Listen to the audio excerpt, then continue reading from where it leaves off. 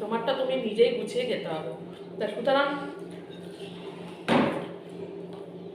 লোকের প্লেট যেরকম গুছিয়ে দিচ্ছ, নিজের প্লেটটাও সুন্দর করে গুছিয়ে নিয়ে খাও। সামনে হাজির হয়ে গেছি। আর আজকে তোমাদেরকে বলেছি যে আমাদের নিরামিষ চলছে, আর নিরামিষ রান্নাই ভাবলাম তোমাদের সাথে শেয়ার করে দিই। আর আজকে রান্নাটা হবে খুব মজাদার রান্না, দেখতে হবে কিন্তু পুরো ভিডিওটা, চলে যাবেন না, দাঁড়ান একটু। আপনারা বসে বসে আমার ভিডিওটা দেখেন, তা বসে বসে মজাদার একটা রেসিপিটা দেখে নিন যে নিরামিষ কিভাবে রান্না করা যায়, সবাই হাত চেটে খাবে। কিভাবে রান্না করছি সেটা তো তোমাদেরকে দেখাবই, এবং তার সাথে মাশরুম দিয়ে ছানার রেসিপিটা তোমাদেরকে দেখাবো আজকে, কিভাবে মাশরুম দিয়ে ছানার রেসিপিটা আমি তৈরি করি। তা মাশরুম আমি কিনে এনেছি, সেটাকে এখনও আমি কাটিনি। এবার তোমার এই দেখো মাশরুম কিনে নিয়ে এসেছি, দেখাচ্ছ কত বড় বড় মাশরুম রয়েছে। তা মাশরুমগুলো এখন আমি কাটবো, কেটে এটাকে ফ্রেশ করে ধুয়ে তারপরে কিন্তু মাশরুমটা, আর মাশরুমটা একটু বড় বড় করে কাটবো, কারণ এটা রান্না করার সময় মশলার সাথে কষালে না ছোটো ছোটো হয়ে যায়। একটু বড় না রাখলে কী হবে, সেটা একদম এইটুকু এসে দাঁড়াবে।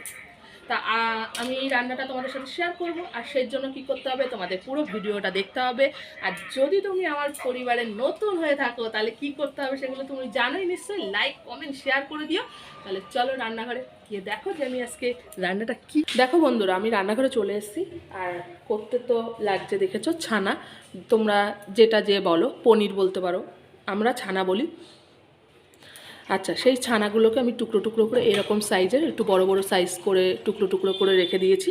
এখানে দেখো আমার ছানা কাটা হয়ে গেছে, আর এখানে আমি হাফ টমেটো কেটে নিয়েছি কুচি কুচি করে। আর তোমাদেরকে দেখালাম মাশরুম, দেখো আমি মাশরুমটা ধুয়ে ভালো সুন্দর করে কিন্তু মাশরুমটাকে কেটে নিয়েছি, দেখতে পাচ্ছ। আর এখানে দেখো আমি আলু রেখেছি, একটু আলু দেবো। তা আলুগুলো কিন্তু আমি লম্বা লম্বা মাছের আলুর মতন করে কেটে নিয়েছি। আর মশলা, তোমরা রান্নাটা দেখতে থাকো, মশলা দেখো আমি কী কী দিচ্ছি। তেল আমার গরম হয়ে গেছে, পনিরগুলোকে একটু হালকা নুন দিয়ে মাখিয়ে রেখেছি, এইবার পনিরগুলো আমি ভেজে নেব।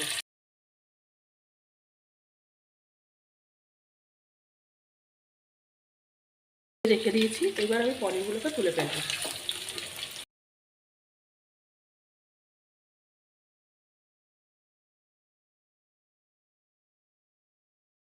ফোড়নটা দিয়ে দেবো, গরম মশলা, এলাচ, দারচিনি, লবঙ্গ, ফোড়নটা দিয়ে দিলাম।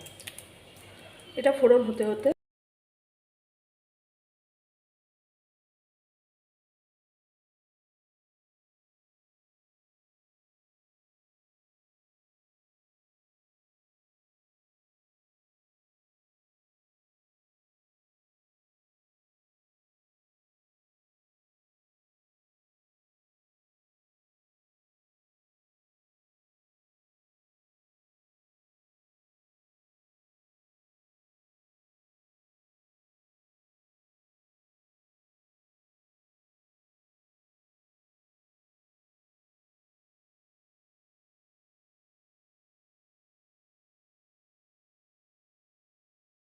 এইভাবে সুন্দর করে তুমি যদি নিজের মতন করে যদি সাজিয়ে নাও, তাহলে কিন্তু নিরামিষ খাবারটাও অমৃত হয়ে উঠবে। তা দেখো আমার অটোমেটিক কিন্তু শশা নিয়ে নিয়েছি, আর সেই তরকারি মানে যেটা আমি মাশরুম আর পনির দিয়ে করেছি সেই তরকারি নিয়ে আর ভাত নিয়ে কিন্তু চলে এসেছি দুপুরবেলায়।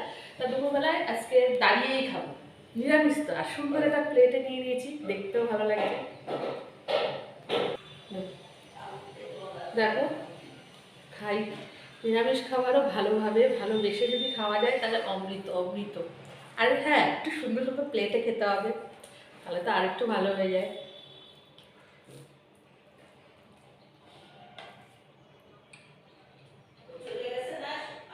দারুণ অমৃত, মানে কি বলবো, সাথে শশা, তোমাকে কেউ সামনে এনে দেবে না, তোমারটা তুমি নিজেই গুছিয়ে খেতে হবে। তা সুতরাং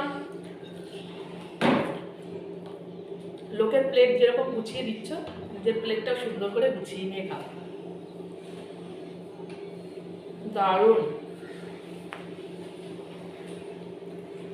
এইভাবে পনিরের ঝোল বা ছানার ঝোল যেটা বলো,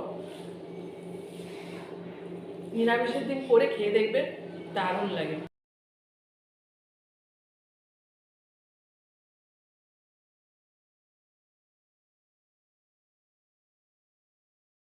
তাহলে আজকের মতো ভিডিও এখানেই শেষ করে দিলাম, নতুন কোনো ভিডিওতে তোমাদের সামনে হাজির হয়ে যাব। আর আজকে ভিডিওটা কিন্তু দুপুরে লাঞ্চ দিয়ে শেষ করে দিলাম। তো ততক্ষণ কিন্তু তোমরা ভালো থেকো, ভালো ভালো রান্না করে খাও, লোককেও খাও, নিজেরাও খাও। চলো।